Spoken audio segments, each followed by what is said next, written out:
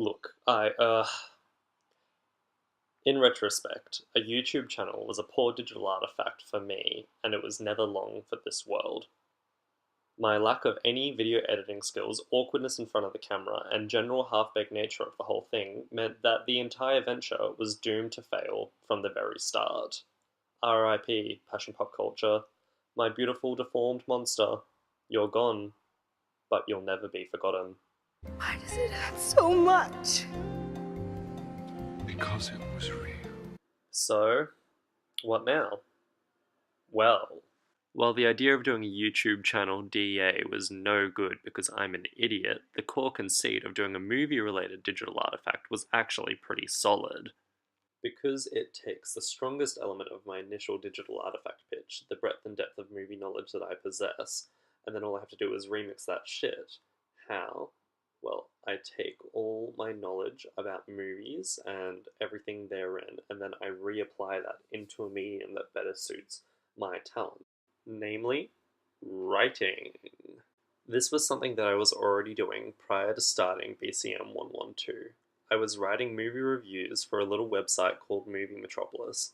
This wasn't particularly professional, and the site itself was pretty amateurish. However, writing for Movie Metropolis had provided me with a portfolio which I could use to apply to write for more serious websites online, in effect doing what I was doing but in a more professional sense.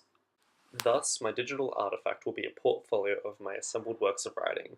This can include any form of writing, such as features, articles, essays, or fiction. However, the majority of them will be reviews, specifically film reviews. I'm most fluent in talking about film, and this will allow me to have more quality in the writing that I produce.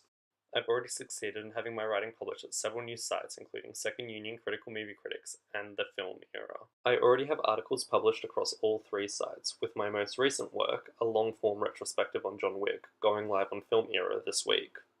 I have also been developing my social medias to act as a better support for my writing portfolio. They each present different aspects of my personality and relationship to pop culture. This creates more incentive for the readers to seek out my work specifically. This is because in online pop culture criticism, it's personality rather than content that attracts engagement. Because the pop culture criticism market is a highly competitive place with a lot of people vying for attention. It's not form, tone, platform, style, or proliferation that makes my content unique here, because anything I can do someone else does just as well.